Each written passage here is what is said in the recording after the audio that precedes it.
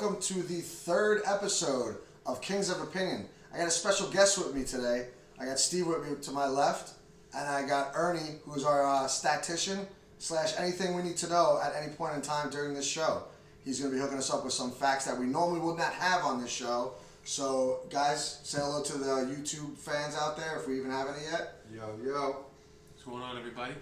All right, so as we all know, this week was opening weekend for MLB. It's a huge time of the year for fans like us. Steve is a big Met fan. As you know, I'm already a Yankee fan. You can see the jersey that I'm wearing. The big Paul O'Neill on the back, 21, the Warrior. We're going to just jump right into some projections for the Mets and Yankees this year. I'm going to throw it over to you, Steve. Let me know what you think about the Mets. Give us some insight on the Mets since I don't have any because they suck. First of all, I can't believe you gave me a Yankee glass to drink out of or a Yankee coffee cup from my tea, man. It's a little disrespectful, but I am in enemy territory in terms of the Yankees. My house, my rules, pal. 100%. So I'll take what I can get. So yeah, Mets opened up the season with a series win, which was huge, especially on the road. It's always tough. I feel like opening up on the road, etc. But going into the season, I think there was this expectation, very high optimism, obviously running through the Met fan base. Losing Edwin Diaz was a huge blow, as I'm sure you know. I mean, we talked a lot about this, the World Baseball Classic, and if it's a good thing, if it's a bad thing. I think that there's a lot to say on both ends. I don't see the difference between World Baseball Classic and spring training. You got guys like right now we have the Phillies game going on in the background. You have guys like Rhys Hoskins who went down playing spring training games. I mean, it comes with the territory. My whole philosophy on Edwin Diaz, and I wasn't bashful about this, was once he goes down, the next guy has to step up. Whether it's an Ottavino, whether it's a Robertson, burn the boats and move forward. Very Yankee take philosophy, by the way. Not really. I'm a cautiously optimistic Met fan. Optimistic in the sense that I want to see the best from my team. I want them to win. I want them to have, overall a great season. I want them to exceed in the playoffs. But at the same time, when a guy like that, of that caliber goes down, you have to find new and creative ways to work around that. You bolstered your bullpen in a lot of ways in the offseason. They have to fight through that. Let me ask you this, though. Would Edwin Diaz in the spring training game after they won be jumping up and down and then land on somebody's ankle or foot? Absolutely not. Absolutely not. So I don't disagree with you that it's no difference in the World Baseball Classic as opposed to spring training, except for a few of those things that happen because they're all defending their countries and they all get a little bit more hyped and it's spring training, but it's really the World Baseball Classic. Those kind of things right there is how people get hurt. And you can't tell them not to be excited about, fighting for their country for a championship for, whatever it would be, Puerto Rico, DR, USA, Japan. But these guys are considering it the same thing as the World Cup. Right, absolutely. And I think that level of competition is, I'm pro World Baseball Classic. I welcome that because I think they operate at a little bit of a higher level. They take it a little more personally. The competition is a little bit higher, obviously. I think that makes you sharper, or that's a good way at least to start, and you can carry that momentum into the season with you. So I'm a fan of the World Baseball Classic. In the spring. Why not have it in November? Even if you could, you don't lose a whole season. You could. I listen again. I'm not here to argue with argue the point whether it should be before the season, after the season, whatever the case may be. Sometime during the off season at a random whatever. Again, you have to consider the fact that these guys are playing at a very high level. There is a lot of passion that goes into it. So losing him obviously hurts. But again, and my motto has been the same: burn the boats, move forward with what you have. Whether it's a Robertson, whether it's an Ottavino, and just keep pushing forward. That's my take on it. And if I could dive a little deeper into it, the Mets, just again, I went to this whole cautiously optimistic thing about the Mets. Cautiously optimistic because yes, very excited for the team, very excited with the signing of Verlander. We see what happened to him. He's already hurt. Granted, not a big injury. A small one, they would say a minor setback for a major comeback. But at the end of the day, an injury nonetheless. We have him on the IL to start the season. But I'm going to get your take on this because I know you're a Yankee fan. By no means do I consider you a Met hater, by the way. I know that we have a little bit of friendly banter going back and forth.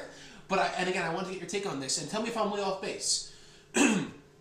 When you take a forensic look at the Mets, like a deeper dive into the Mets, what did they really do? They lost DeGrom. They replaced him with someone who's, in fact, I think a little bit older in Verlander. A few years, yeah. So you basically swapped DeGrom for Verlander. You got rid of, or they lost, I should say, Bassett.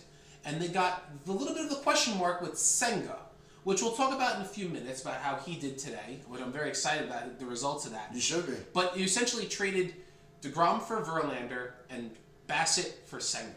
And the lineup virtually remains the same up and down, outside of Tommy Pham, who I've always been a fan of. And I guess we'll talk about him a little later. But essentially you have the same team going into the season. We all know baseball runs on trades, it runs on deals. Trade deadline is huge in baseball. If the Mets are going to do what they did a la 2015, they need to pick up at least another bat. Instead of having a guy like Conforto come up like they had in 2015, maybe have a guy like Beatty, who arguably could have made the opening day roster. I know a lot of people were upset that he didn't. But I'm looking at this team as virtually the same team as they had last year. What are your takes on that? I mean, I think they have virtually the same team, which is going to win, on paper, 100 games. They could, assuming everything goes right, the right way. The Diaz thing is a big is a lot of trouble for them this year because, like you said, next man up. Does Robinson or Ottavino have enough in the tank to do what Diaz did? And most people will tell you no. Could they strike magic? Absolutely. If they do, great. They'll be a 100-win team. I would tend to say that they're going to fall a little short of the 101 wins that they had last year, but not by much. We're talking about in the range of anywhere between, let's just say 94 and 97 wins, which should still get them into the playoffs. Will it be enough to win the division? 101 wasn't last year. However, the Phillies are stronger. The Braves are pretty much the same team. It's all going to come down to injuries. Gotta watch out for those Phillies. Yeah, they're pesky, man. They're a team that I don't like to play against because their fans travel. So when I go to a game at Citi Field, like there's a lot of Philly fans there. They're excited about their team too. They're nasty. They have too. some talents. So it's like they're one of those teams too that they could upset the apple cart. Which is why the NL East, in my opinion, I mean, I know the Baltimore Orioles, they're your dark horse this year, bro. But the don't give away the spoilers already, bro. Yeah, I think you alluded to that on the last show, if I'm not mistaken. I watched it, bro. I watched it. I think you alluded to it on the last show. But I'm gonna keep saying it. Again, you gotta watch out for a team like the Phillies. You know, as we watch them play live right now down in Texas. Again, one of those things where it's like the Mets. I like what they've done.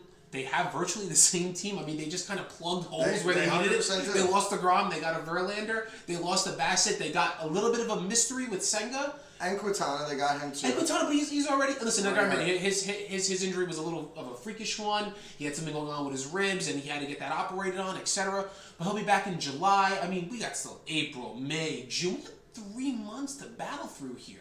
You do. I mean, so... I think they did some of their best work actually last year when they had Scherzer down, when they had DeGrom down, because it made them stronger as a team and they were to rally around that. As long as they can keep that same momentum going and avoid these big droughts, I think they'll be okay. They should eventually bring up a guy like Beatty, and they should eventually explore the free agent, the trade market when the time comes. Well, maybe add another piece or two. That'd be nice. You know, I think they missed the boat on not signing JD Martinez for their DH this year. I think that would have completed their lineup as a whole, and that would have been that one extra piece that probably would have put them over the top in that division. I agree, yeah. The fact that they did not, I expect the Mets to be make some big splashes, if not even at the trade line, a little before, to shore up their team for the long haul. Because we all know baseball, 162 games, marathon, anything can happen throughout the year. So you've got to have a complete full roster, which every team tries to do that's going to compete to play in the playoffs and win a World Series, but it doesn't always work out for a lot of teams. And you could use the Yankees as a perfect example for the last couple of years. What's going on with Rodon? What's his timetable? Because I know that he went down early on. He's your bulldog. I mean, everyone loves it. Every Yankee fan loves to say that. You know, he's such a bulldog. You know, this and that. And listen, I get it. It's an injury, but what is his timetable looking like at this point? You know me, and you know for a fact, I don't back anyone that we sign as a free agent until they do something for my team. This guy has done nothing yet. Right, you're right. If they're calling him a bulldog, you didn't hear from my lips. It was probably some other Yankee fan or some radio station, whatever. It's not for me. If I was to call him anything, I'd call him either puppy dog or a hurt dog. because that's all you're gonna get from me right now. As far as the timetable, He ain't nothing but a hound dog. he's not Elvis. All right, he's not Elvis. All right, but I like it. The Yankees are very quiet to tell you anything about anyone that's injured. So there is no specific timetable. They're talking about end of April as him to be back in the rotation. But as far as that, they What say was his injury? it was like some forearm. Okay, so it was an arm issue. injury? They thought it was going to be Tommy John. Thankfully, it's not. It was like some forearm strain. I don't know the exact muscle off the top of my head right now. If only we had a statistician or someone to look something up for that. That'd be great. You know, he's sitting right over there. Oh, You just Ernie's can't see there. him. He's off Okay, camera. yeah, I got it. He's on camera. You know, I got to pay attention to you. There's a lot going on. The You're not Texas gonna worry about me. Rangers, I'm ready to go, you know, baby. there's a lot of stuff happening right now. Here we go. But yeah, what pissed me off today, I was listening to the Yankee game, and I realized DJ LeMahieu wasn't in the lineup, and I'm like, did he get hurt already? And then we find out in the postgame that he needed just a day off for fatigue and rest. Now, did he ask for the day off, or did they just give him the day off? Because the Mets sat Nimmo today just based off of like they wanted to give him the day off. I'm pretty sure it was just Boone giving him a day off and rotating guys in and out, but like They used the word fatigue. that's what they used on the radio earlier today when I was driving around. They said, you know, Did they you hear didn't from wanna Aaron get- Boone's mouth? No, I didn't hear from Okay, so Aaron then, you Boone. know, I mean, listen, you don't like on the radio when they called Rodon the Bulldog, don't listen to them when they say he's tired and he's fatigued, you know what I'm saying? That's a two-way street, you know? I guess you're right. But either which way, he wasn't in the lineup today. Okay. So I'm upset about that. DJ LeMahieu he's got to be in that lineup as much as possible. We don't get a lot of hits. Even today, we had a couple home runs. Stanton hit a bomb, 485 feet. I can't believe it. I wish I would have saw it in person, but too bad I was out golfing with the fellas today, so I didn't get to watch the Nice weather highlights. for it. A little windy out A there. little windy today, a little chilly. I think What do you I got to- think we all need to take a step back for a second because even I fell into this trap after the second game. We were only 3 games into the season, but at work I was literally telling one of my friends who's a big Yankee fan like yourself. He's like, so what do you think about the Mets so far? I'm like, oh, their offense is terrible. They only got, like, what was it, 2 or 3 raw. There was 3 runs over the first 2 games. I'm like, the same old Mets. And he was like, dude, it's only the first 2 games. Relax. So I think we all need to take a step back. You know what I mean? Again, I know it's very early to get caught up in, like, the whole, you know, it's the opening day. It's got all the hype around it. But it's easy to get caught up in that hype and then have these expectations of your teams. Like, I'm sure even Pittsburgh Pirate fans out there have this big expectation for their team, which will probably dwindle in 1.5 weeks. But at the same time, everyone's kind of like, it's a new season, it's a fresh start, everyone's jockeying for early position, but at the end of the day, like you said, it's a marathon. The people that start in the front don't necessarily finish in the front. It's 100%. It's a fact. It's great to know those kind of things going into a long season, only because, for example, Tampa Bay Rays, Minnesota Twins, both 3-0. Do we think that's going to be a thing all year long? Probably for the Rays. They're a pesky team. You know what I mean? And another thing I think you should worry about them as a Yankee fan. I always do, because the Rays are almost like the Marlins for the Mets. They always play us tough, and no matter what happens, we wind up losing a bunch of games to them for one reason or another. I was actually proud of the fact that the Mets took 3 out of 4 from the Marlins this weekend, because 2 out of 3. no, didn't they play 4 in a row? It was 4 in a row? Excuse me, 3 out of 4 then. Excuse me. Yeah, so that's huge for them, because the Marlins are one of those pesky teams for the Mets where Marlins aren't normally that good. You know, it's funny you should mention that. I thought it was 3, but only because the Yankees had a game and then they had the day off. Correct. The Mets are rolling right into tomorrow, too. They're on the road in Milwaukee. They don't get a day That's off. Great game. That's an incredible stretch for them. That's why I'm thinking to myself, it was only 3 games. 4, and now you're rolling into a series with the Brewers? Yep, and then they get a day off. and No then a rest weekend for the series. rest for the weary in the MLB nowadays. They got this What pitch happens when clock. you play in domes? That's Yep. another thing too. They got this pitch clock. They're making guys listen. So what are your thoughts on that? Do you like the speed of the game? Yeah, I don't mind it. You know what? I'm not gonna lie. I don't mind it. I think it makes it a little more exciting because it kind of like puts the pitcher with a little more pressure. The hitter gets up there with a little more pressure now. But it's almost like I was going out today, and it took us a little while to get ready. By the time we got out, I'm like, come on, we're gonna miss the game. What do you mean? Like the game moves so much faster now. Like by the time I got out and actually watched it, it was like the 7th inning. Yep. So it's like, yeah, the game's definitely speeding up. I think that was a big talking point for a lot of the MLB announcers and a lot of the sport guys out there. They were all talking about the speed of the game. I think your average game now is like 2 and change. It's like 2.5 hours. 2.5 hours. But you know what's It's a funny? big difference. What's funny about all this is it makes the game a little bit more exciting. I like the two. I didn't think I would like it, but the rule to first where you could only throw over twice, and if you throw over a third time and you don't get him, the guy gets second base. I mean, it's still too early to tell, but it's already creating more stolen bases. Guys aren't throwing over as much, which means that also brings the pace of the game even faster because you're not getting that 3-0 count or 3-1 or 2 count, and he's throwing over for a break. You know what I mean? He won't do that now, the pitcher. Right. He has to come home, which means maybe he makes a mistake, maybe he makes a good pitch. Either way, that guy either gets a hit or he's out. Yeah. And he's off out of the batter's box, and you're going on to the next batter. So it's all for speeding up to the game. But my question to you, and even Ernie, chime in if you have an opinion. You're paying the same amount of money now to go to a game, maybe even not more, because every year things just happen to go up. Beers are $15, hot dogs that are smaller are $8, $9, whatever. You have a bunch of different things that you could call out there. But you're still paying the same price, and now you're not going to be at the game for 3 hours and change. Maybe people like that. Maybe people don't mind. Like, you know, a year ago, you used to pay $50, $60, $70 for a ticket, and you'd be there for 3.5 hours.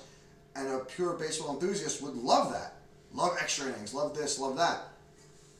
But now you're paying the same price, and you're only going to be there for 2.5 hours. Right. And see, I am that baseball purist where I enjoy nothing more than like a 0-0 game in the 7th inning because pitching is part of my background. I love it, and that is something that I look forward to when I go to a game. Like I try to get a ticket for like a Scherzer when he's on the mound, or a Verlander, or even Senga after today, which we'll talk about in a second. But that bothers me because now you got to look at the lines too. Depending on what ballpark you go to, like Citi Field, it's going to be hopefully popping this season. You know what I mean? And there's going to be fans in the stands, and you know Yankee Stadium, you know, always attracts a big crowd, enormous crowd. People fly in.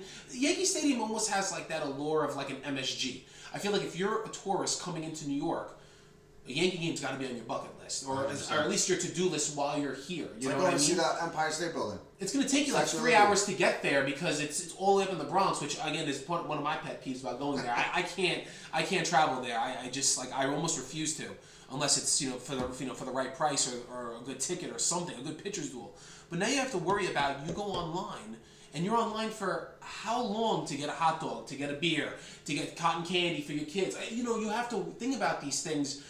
I don't know if they're gonna open up more concession stands, if they're gonna have more of those guys with the buckets roaming around the stadium, carrying on their heads, throwing hot dogs, and you're just throwing your credit card or whatever. Because a lot of these stadiums are cashless now. Right. I mean, so yeah, that I think maybe that's why they kind of transitioned to the cashless thing too, as like a preemptive measure. Maybe hey, listen, swipe your card and move on. They may have done that. They may have implemented that to kind of ease or maybe get the people back in the seats fast. It's certainly possible. Who knows? Yeah, who knows? But I'll talk about this guy Senga today. Switching gears for a second, Let's man. do it. Let's talk about it. I was impressed. I was nervous actually. So I didn't get to watch the first like 4 innings.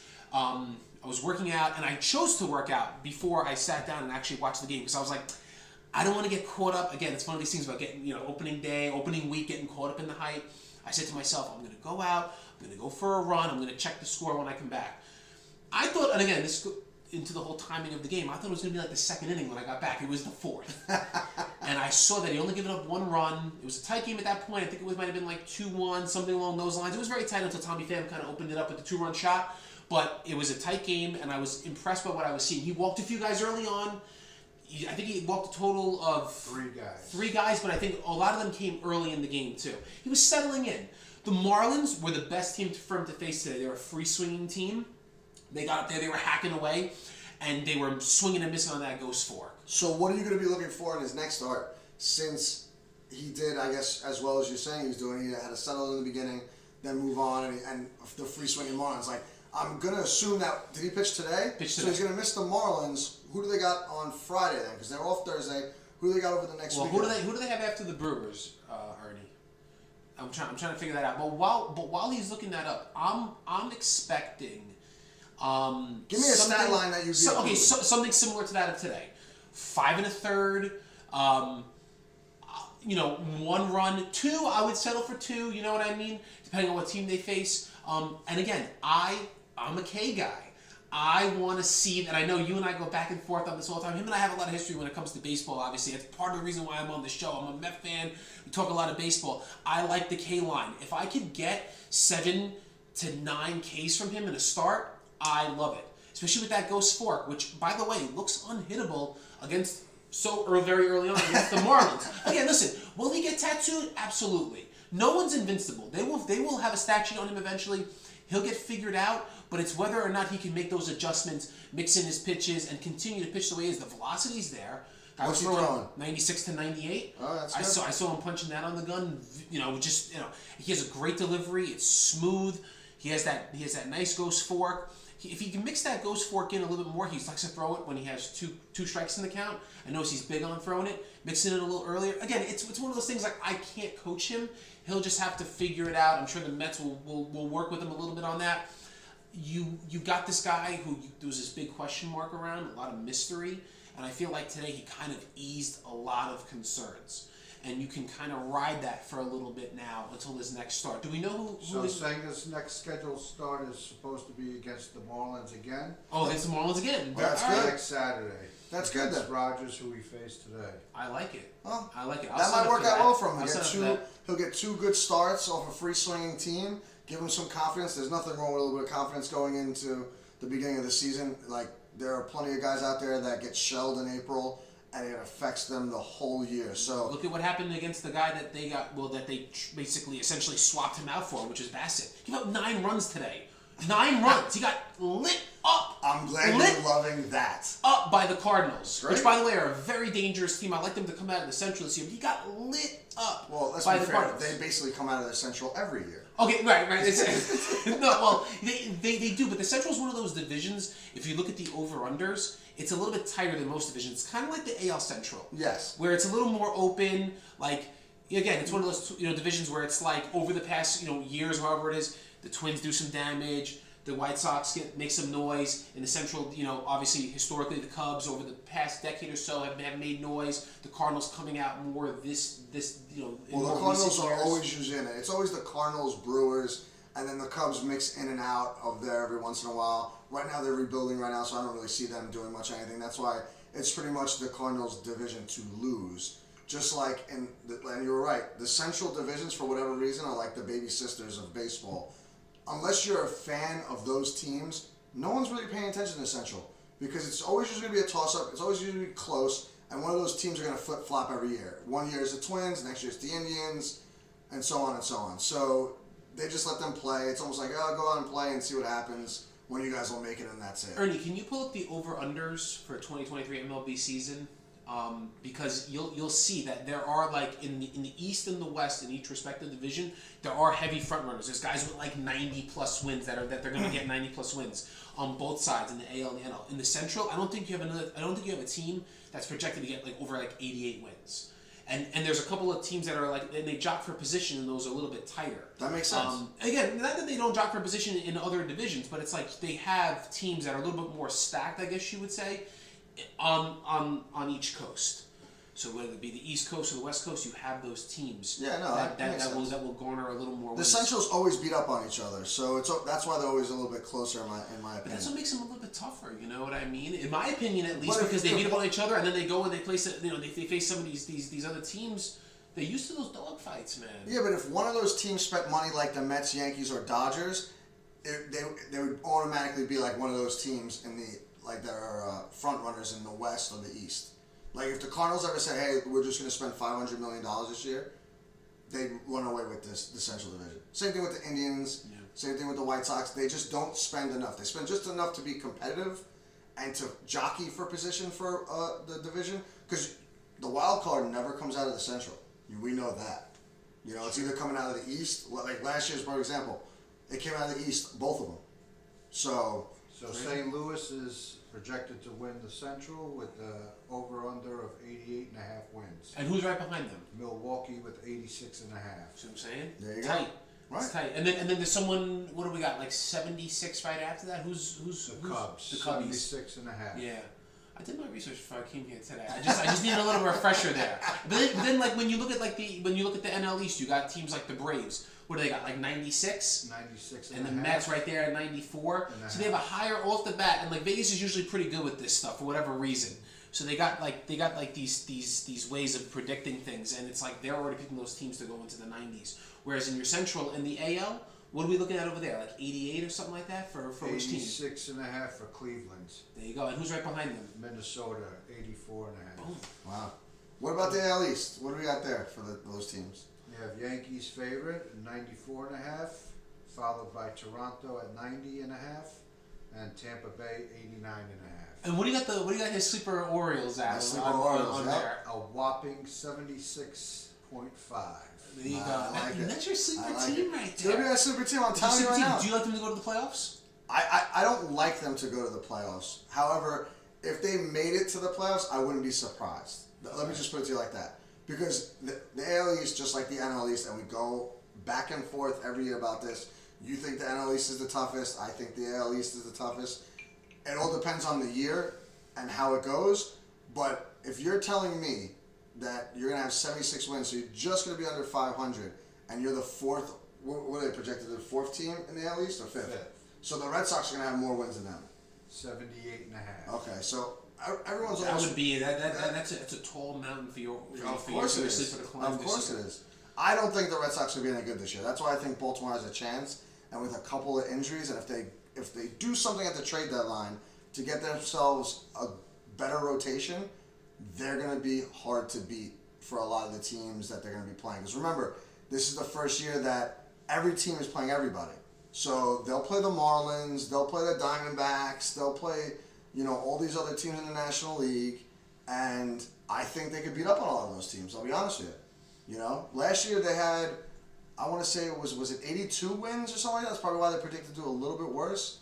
I don't remember exactly how many wins they had, but they came out of nowhere to start beating up on teams in the second half of the season and had an overall pretty good season. So if I had to choose one team that I would think about making the playoffs, it would be the Baltimore Orioles. You've been to their ballpark before? I have. Camden Yards. Fantastic. It's a beautiful ballpark. Yeah. There's a lot to do around there too. I'm a huge fan of their ballpark. I What went about down the there. White Sox? A lot of people are high on the White Sox this year. Nobody likes Chicago. Their pitching looks like it's there. I saw this guy that had pitching on opening day. He looked like he was solid, man. I'm gonna be honest with you. Who was And it? they opened up against Houston. Chase, I forgot his name now, but I think that's his last name, right, Chase? Maybe I'm not sure. Whoever the opening day starter was. I'm not an AL guy. I'm an NL guy through and through for the most part. Again, I think our biggest threat, obviously, as a Met fan, is the division's always going to be tough on us. But as the two outside threats, I would say it's always going to be the Dodgers. Okay, which again, we talk about, and I'm going to go back to this whole Edwin Diaz thing. I can't understand, and again, I go back to my whole burning of the boats thing. I don't understand why people were crying about Edwin Diaz going down. I get it; he was such a lethal closer last year. But you and I had so many conversations about him and Mariano Rivera. People were calling up sports radio saying he's better than Rivera. He's better than Rivera. I'm a Met fan through and through. I would tell you right now, this guy had 2 good seasons. The one season in Seattle when we traded for him, and then last year. Other than that, he's been so unreliable. And what he did a couple years ago out in LA when the Mets season was hanging by a thread and we had to win a certain amount of games to make it through, and every Met fan was like, "Come on, you can do this." And he blew a 7-run lead on the road like that. I almost wrote him off after that. I really did. That was unforgivable to me. So when they were playing their trumpets and they were doing whatever they were doing last year at Citi Field, which is great for the fans and fires people up, I was kind of sitting there like, he better not All right, blow this time game. out. I better not blow this have game. to ask you something now. Because you brought up the trumpet. What is this I'm hearing that the trumpet will be in the Mets Hall of Fame for the next couple months? Did you even know about it first? The trumpet that... The trumpet. There's only one trumpet. We're not talking about Louis Armstrong's trumpet. Okay? It's the trumpet.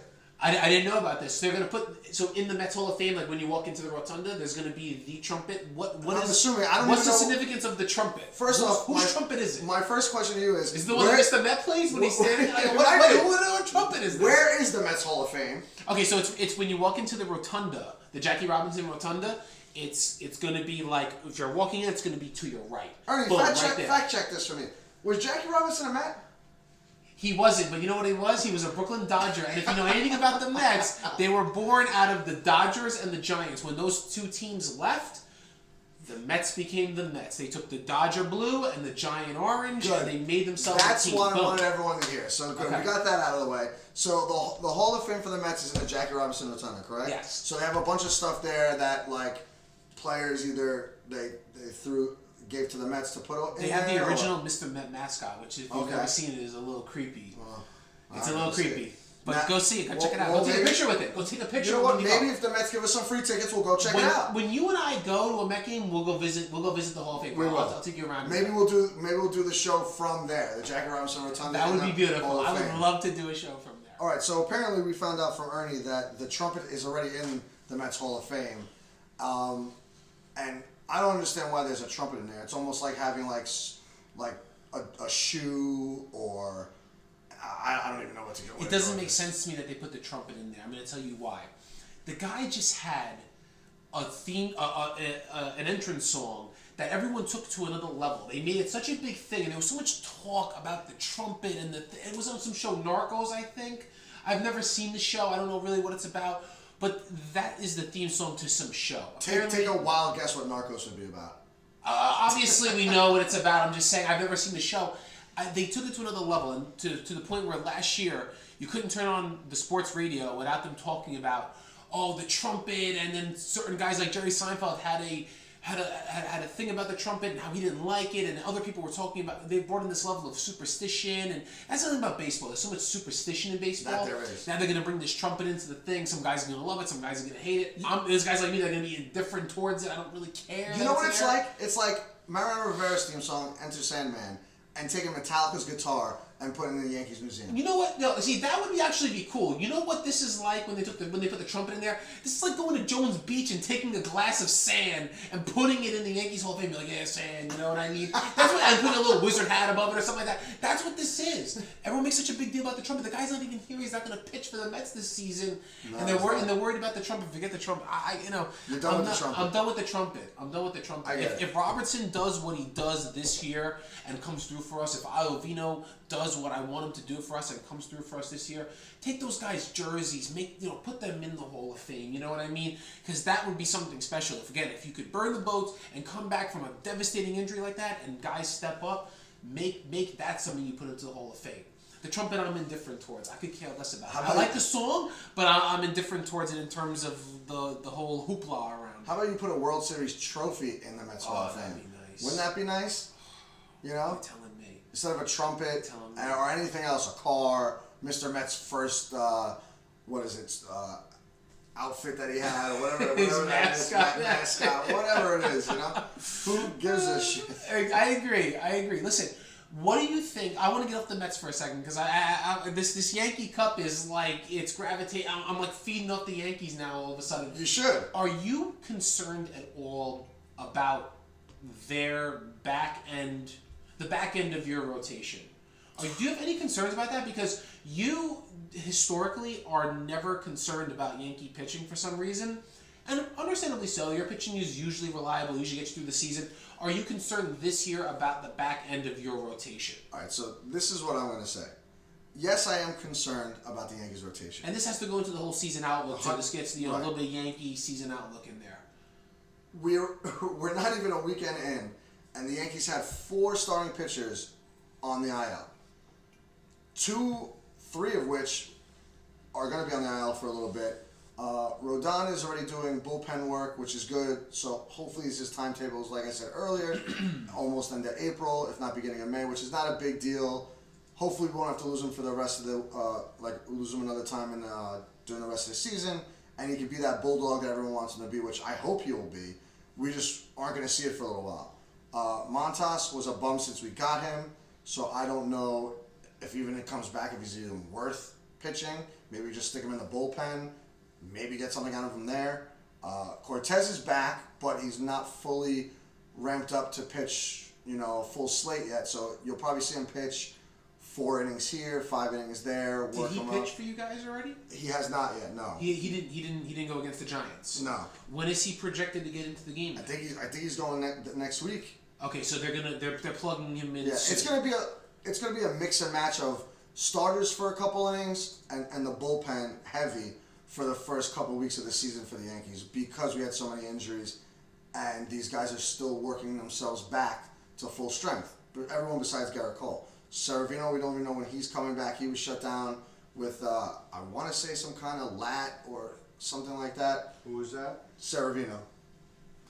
So now, are you going with the whole? Are the Yankees leaning towards like a platoon, where they're gonna because the Rays were the first ones that I can remember that established sort of like a platoon in baseball, right? Where they plug in guys for 2 innings. It's not going to be that serious. What it's really going to be is probably going to be 4 to 5 innings. Boone is always with the pitch count, so he's going to monitor the pitch count. If they hit 70 pitches in the 3rd inning, they might be out of there, and then the rest of the game is going to be the bullpen. You have a couple long relievers thrown in there, work 2 innings here or there. Like just the other day, Clark Schmidt, he was out in I believe it was the 4th inning with 70 pitches. Clark Schmidt. Yeah, he's been a bullpen guy. Well, that's the thing. He wants to be a starter. He's been a bullpen guy because he hasn't gotten his stuff fine-tuned enough to be a starter. They put him in the starting rotation out of necessity because most of our starting rotation's down. So right now it's not looking good for the rotation. We all know that if you have things that like this with the rotation go down, it puts a lot of strain on the bullpen, which is never good because that affects us towards the end of the year in the playoff runs. I will tell you this, that our last few years in the playoffs, the Yankees' problem wasn't pitching. They keep buying pitchers. Like they bought Rodon in, that's great. But the Yankees weren't pitching bad against the Astros and the Indians. It was their bats. Right. And just like the Mets, like you said earlier, the Yankees are bringing back the same guys. They didn't go out there this year and go grab a Reynolds from Pittsburgh where they could have gave up some guys. I will, however, say that they finally brought up some youth. They have Volpe and Peraza and Cabrera that made the 40-man roster, which is good to see. Are you on the Volpe train? Guys at work are saying, "Oh, you should have seen this guy running the bases." I'm like, "What are you talking about?" How could you not? He's a 21-year-old kid from Jersey. He's not New York, so but what, has he got close the whole? enough. Is he got the whole Jeter-esque vibe about him? Why is everyone so high about him? He had a good spring training. Is that why everyone's in love with Volpe because he had a good spring training? Well, wouldn't you not be like you were just bitching about Bader not? Beatty not coming up because he had a good spring. Again, Beatty is one of those guys that. Have you been Again, I don't know enough about Volpe, but to touch upon him for a second, have you been like? Has this been a guy that's like well established in the Yankees minor league system for a while? Oh, like yeah, he's He's been homegrown. their number 1 prospect. So he's okay. So he's a number 1 prospect. He waiting for him to come up, etc. He wasn't the front runner to win the starting job, if I'm not mistaken, right? It was another guy. No, it was Peraza. Peraza going into spring training had the hold on being the starting shortstop. I don't know why they signed IKF if that was going to be the case and they were going to pin Volpe versus Peraza, but Volpe won the spring training shortstop job outright on everything he was doing. Hitting, stealing, just the way he looks at the plate. He acts like already he belongs in the major league, which for Yankees... Has he had a good couple of first games? Not that really means anything because it's so early, but... So. He had a couple hits yesterday and today. Stole a couple bases. He got his first hit out of the way, which is good. Hasn't hit a home run yet, but he was hitting home runs in spring training, which is good to see. But I think everyone's just excited for a new shortstop that could stay there for the next 10 or so years and just be a staple of that infield. And we've been searching for that for the last couple of years, ever since we let go of Didi, and we've been kind of like just mixing and matching it in shortstop. We tried Glaber, then we had IKF, and it's just not working out. So if he can handle short, even defensively, and hit decent enough to stay at that position, he'll get better as the year goes on, which I think is what everyone's excited about. They think, and from what we've seen so far, it looks like he'll be that shortstop for years to come, which is what you want. I hope he is. I guess when I said that it wasn't from a point of contention, it was because like I'm a scorned Met fan, and when we brought up Francisco Alvarez as like a last ditch effort last year, he did nothing. And he's our number one prospect. So I look at these number one prospects, and they're so young and they're so tender still that it's almost like you don't want to rush them up. I understand he had a great spring training. I'm like, that's why. Is that the only reason you're hanging your hat on him? You kind of, but you kind of answered that. Like I said, this guy Alvarez, he tears it up in the minor league system. He comes up here, he's swinging, he's losing the bat, he's going, he just doesn't have, he needs more time down below. Now, Beatty, you could have made the argument, and again, I was one of those guys that, like, listen, he's ready. I would have liked him up here. They thought a little differently. I expect him up here a little sooner than I think later, I guess you would say. Because I don't think he's one of those guys that you're going to just let down there, especially if he's tearing it up. With the DH now running in both leagues, could always use extra bats on the bench, etc. Tommy Pham, who I'm high on, I watched him when he was with St. Louis today. He had a nice little game. He looks like one of those guys as a fourth outfielder that you can plug in freely and let him do his thing out there, like they plugged him in for Nimmo today. Had a very nice little game, you know what I mean? I like to see Beatty eventually grow to that sort of level where they could plug him in here and there, get him that major league exposure. Yeah, but the difference is Tommy Pham is like one of those veteran nomads. Like, he's played with a bunch of teams and has been successful with a bunch of teams. Right. So he's able to come to the Mets, fill in, play day to day or play every other day, and it's seamless for him. With rookies, it's not always the case. You sit them down, and that's probably one of the reasons why the Mets brought what is it? Beatty down to give him those reps and keep him fresh. And you'll see him probably before the All-Star break anyway. And if I was them, the sooner the better.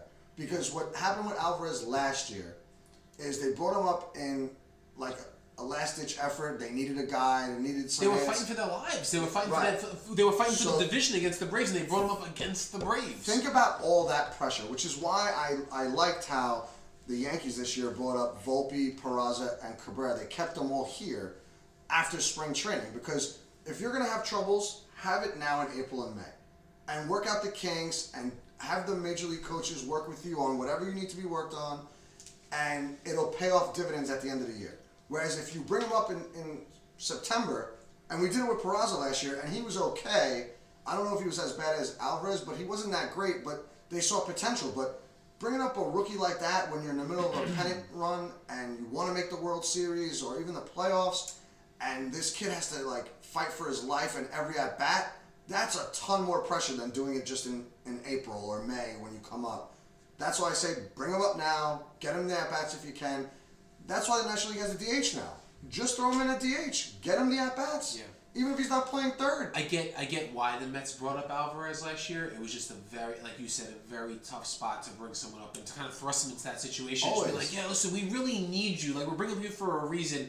All the pressure's on the world on you type deal. Always. Again, like you said, you can never have too much major league rep or reps, so that you do want to get them that exposure. But at the same time, again, I feel like it's one of those things where it's like with the Volpe train, I want to see the best for him. I want to see him succeed. I know every Yankee fan's extremely high on him. I hope that he does, develop into a nice little player for you and kind of take that nice, he's like the heir to that throne. Because those are big shoes to fill at shortstop. Especially with the loss of Jeter, man. Those are huge, huge shoes to fill. Well, I mean, listen. Everyone hopes they're good. You just got to understand it's a very exciting time of the year. We haven't seen this in a while. The Yankees are not used to doing something like this. This kid had to almost hit 400 in spring training and steal bases and hit home runs and this, that, and the other thing just to get on the Major League roster. So we don't see this often as Yankee fans. It's very rare that you see this. When was the last time we had something like this? It was Gary Sanchez and Aaron Judge. Sanchez is, speaking of nomads, he's looking for a job at this point. I mean, minor league contract with the Giants. That guy's looking for a job. I remember one time you guys were ready to get rid of him. I said, "Well, take him on the Mets." I'm sure at that point maybe take him on the Mets, no problem. Jeez, to talk about a guy that kind of fell from grace. Well, anyway, I mean, listen, the season's so young. It's such a baby still. What are your expectations for the Yankees? I mean, I have an expectation for the Mets. I have a realistic expectation for them. Do you want me to go first? Sure, go ahead. I'll tell you straight up. If they don't make it past, Okay, first of all, I would love for them to win the division. I think it's going to be a dogfight with the Braves, but I'll settle for. Listen, I'll take the wild card, right? But if they don't make it past the wild card this year, there's something. Not that there's something seriously wrong. We need to like detonate the whole team, blow it up, and restart from the beginning. But you really need to start considering like some other way to move here, because you cannot have another team that's this stacked with this big of a payroll dying after the wild card round. You just can't. They need to go into like an NLCS and eventually and hopefully battle through whatever they're going through in there and then make it to a World Series. I realistically want to see them at least in an NLCS fighting, putting up a valiant fight. That's my expectation for the Mets this year. I'm not going to say World Series because as soon as you say that, everyone's like, oh! No. I want to see them go to the NLCS. Bare minimum. Fair. I would expect that too if I was. They got to make it out of the wild card this year. They cannot get stuck losing another wild card round. As far as the Yankees are concerned, it's always World Series or bust. And it seems like every year it's going to go through Houston. I need them to beat Houston this year. That's it. I don't care how they do it. I don't care if it's 4 games, 7 games, or anywhere in between. They need to beat the Houston Astros. So however they get there, they get there. If they can make it to the wild card and they beat whoever they play in the wild card and then play the divisional round and then wind up going to the ALCS and play Houston, I don't care. They need to beat Houston. Even if they play Houston in the divisional round, they need to beat Houston. And if they beat Houston, that's almost enough for me. They'll be in the World Series, more than likely, because Houston has been a thorn in the Yankees' side for what, 5 or 6 years now. It's Fair unbelievable. enough. Fair enough. I want to play a game real quick. This is the Okay. game. It's called MLB All Star or Bum. Now Okay. you could go almost anywhere you want, any team, but I know since it's opening weekend, we could just stick with Yankees and Mets if Okay. you want. And you could throw a name out there, and I'll throw a name out there, and you can say whether it's going to be an All Star or a bum. Now that doesn't Okay, necessarily mean he's a complete bum. He's just not going to be an All Star, or he's not going to live up to the back of his baseball card. Okay. Does that make sense? I like it. Okay, so I'm going to start with you first, and I'm going to go easy. Francisco Lindor. You know, you say a name like that, you'd like him to be an all-star. Have we gotten the same return that I thought we were going to get on him when we got him from the Indians? Absolutely not.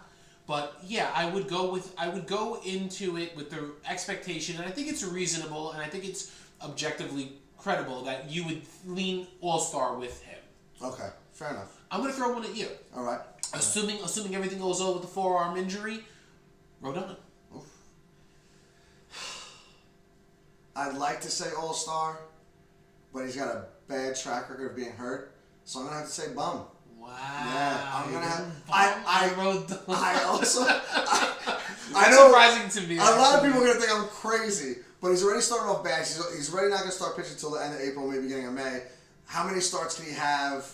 Is he gonna have like little problems here and there? Is he gonna have enough time to even be an all-star? Let's put it that way. Yeah. Maybe he doesn't come back enough, or maybe he doesn't do enough because remember, he might not make a couple quality starts right off the bat because he's working his arm back into shape. So, like I said, he may not be a bum, but he's not gonna be an all-star this year. Okay, fair enough. Let's go around the horn. Let's see. This is a good one. You're very high on this guy. Your new catcher, is that Navarro? Yeah. I think he'll be like sort of like your run of the mill catcher, probably in the top 10 to 15. Again, I don't really catchers to me in terms of their bats. I think there's maybe 4 or 5 that you can really say have a good bat. You know what I mean? That bat, in these more high prolific spots in the lineup. I'm looking for him to get the job done behind the plate. As long as he has a good rapport with the pitchers, as long as he can come through with a single here, a double here. You know what I mean? I'm not expecting much from him. You know what I mean? I need him not to just tread water. I need him to do a little bit better than that. It's hard for me to say if he's going to be an all-star or a bum. I'm going to say he's going to be somewhere in between that threshold. Wow. I don't really have that high expectation on him. If Alvarez was like major league ready and was going to start this year, or even like down the line, you almost expect him to be an all-star. This guy, he's just kind of plugging. I look at him like he's kind of just plugging in the hole until Alvarez is ready. But he was good last year, no? He was good, and I think he was the right move. The right move would have been, I think, many moons ago to sign the guy on the Phillies, JT Realmuto. I think that would have been the real move, especially when you open up these, with Steve Cohen, with the endless amount of cash flow, etc. For some reason, they kind of shied away from him for whatever reason they had, and that's fine.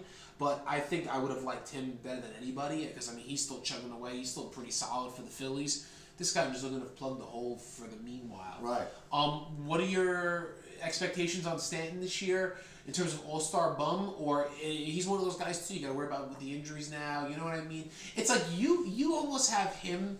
He's like that Justin Verlander for you guys in that sense, where he's like old, but he's still good when he's healthy. You know what I mean? Oh, he's not Verlander old. He's not Verlander old, but he's older. We gotta remember, he's not like what he was when he was on the I remember when he was on the Marlins. He was young. He's not Justin Verlander. Justin Verlander. I want to say he's like 33 years old. If that. He's only 33. I don't think he's as old as you.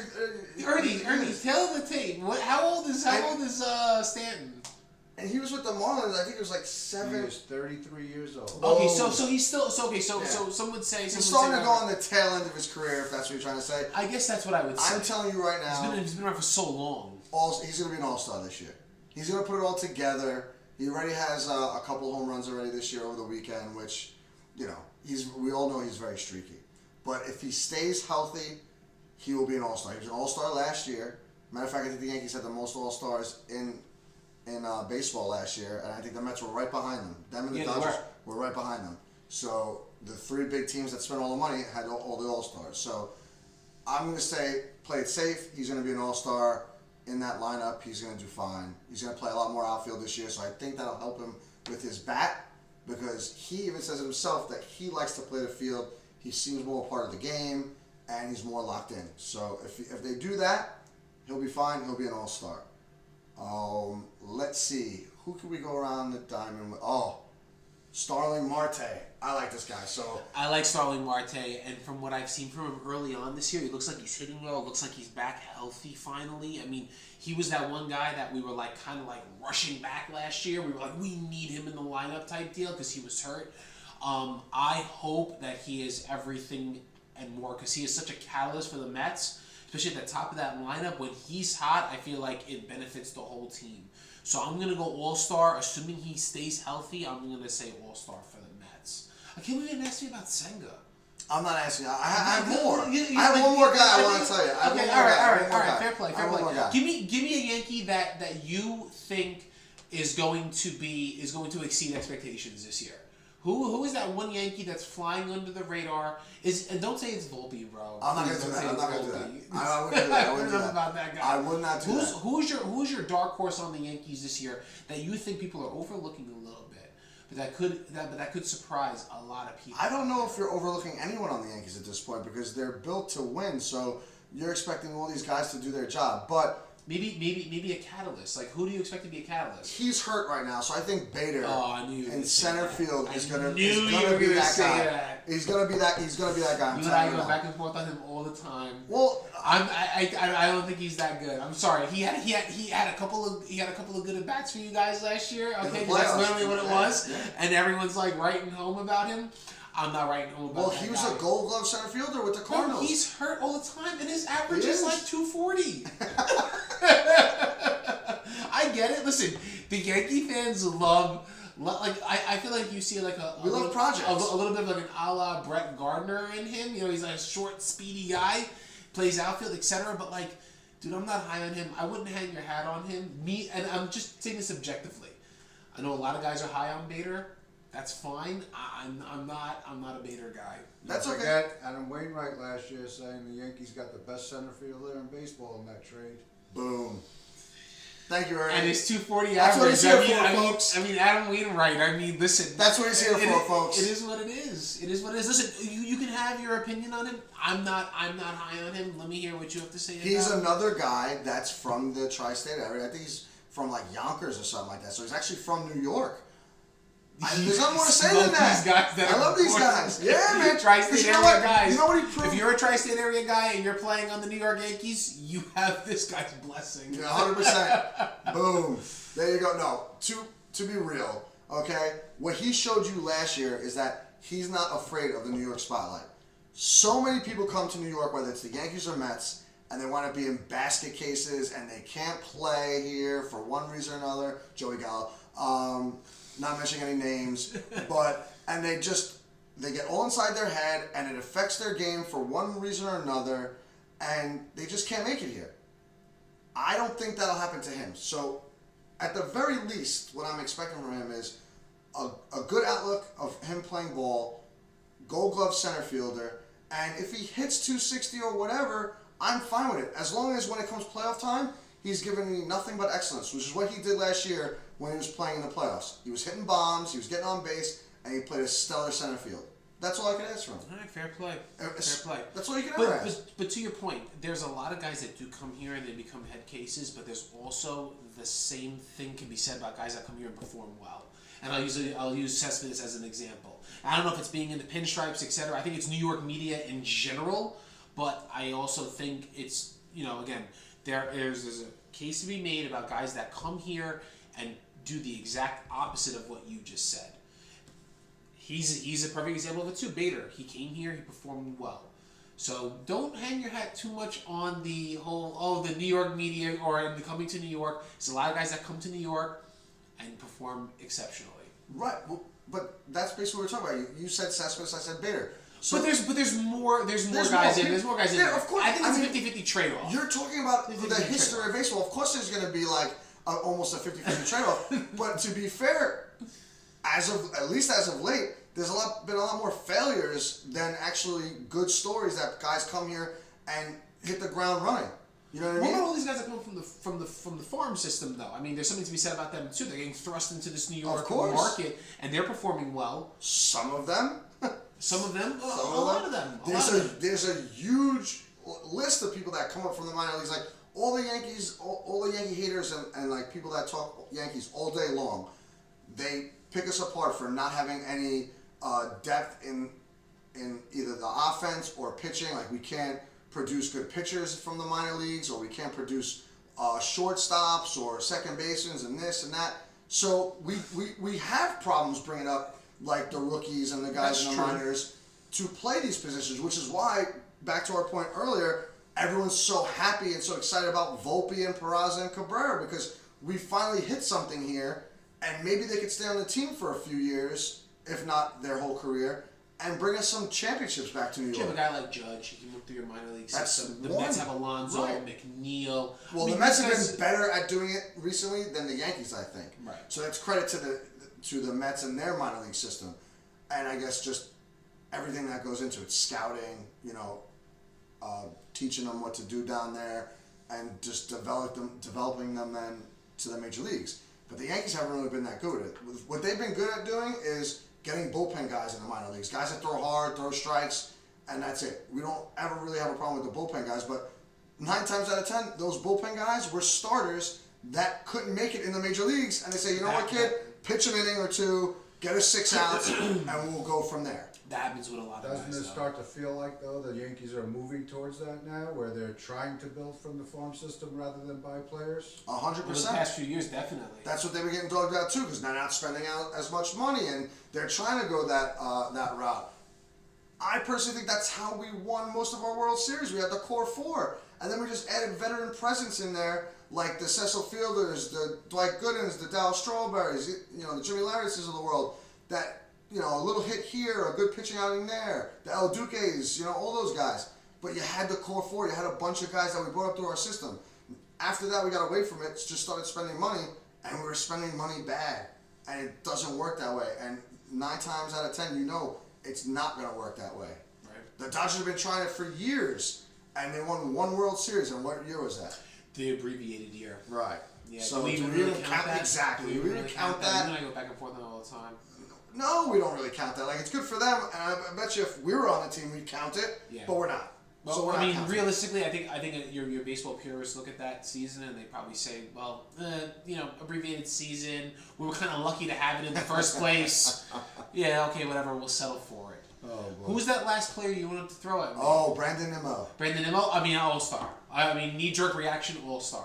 He has to be.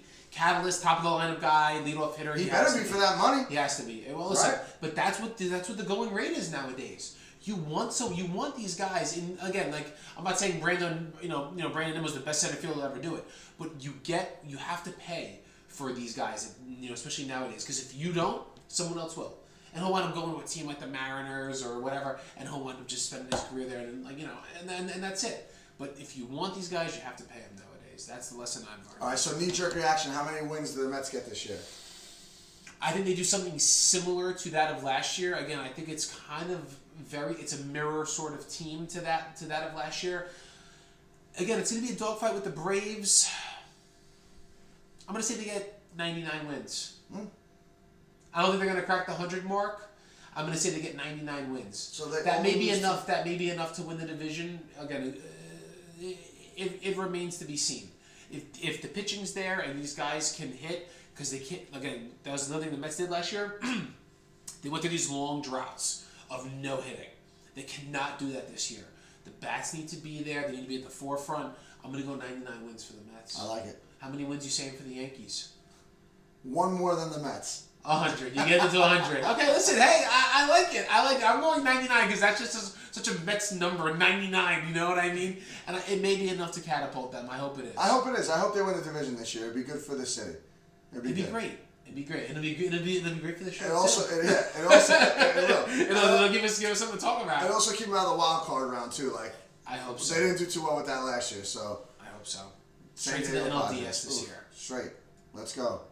So I guess you got anything else to add before we cut this short? No. Make sure you plug Amish though. Oh, Amish.